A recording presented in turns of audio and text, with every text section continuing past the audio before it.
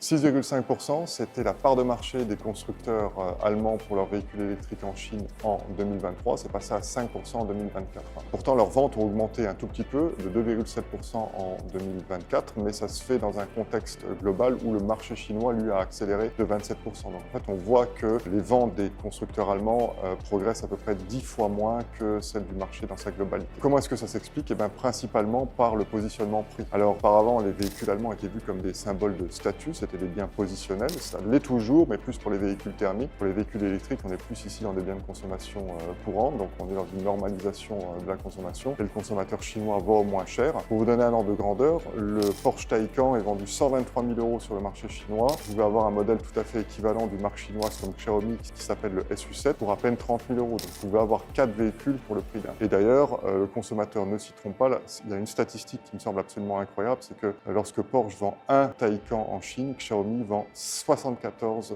SU7, 1 à 74. Alors qu'est-ce qui va se passer? Bien tout simplement, les usines chinoises sont beaucoup moins rentables pour les constructeurs allemands, et donc il y a un report qui est plus faible des bénéfices qui sont faits en Chine vers le vieux continent, vers l'Europe, et donc les usines européennes sont de plus en plus compliquées à financer via la Chine pour des constructeurs allemands, et à terme, eh bien, il va y avoir sans doute des fermetures ou en cas des licenciements de personnel. Si ce sujet vous a intéressé, bien n'hésitez pas à consulter le blog, posez toutes vos questions dans les commentaires et j'y répondrai très volontiers. Merci.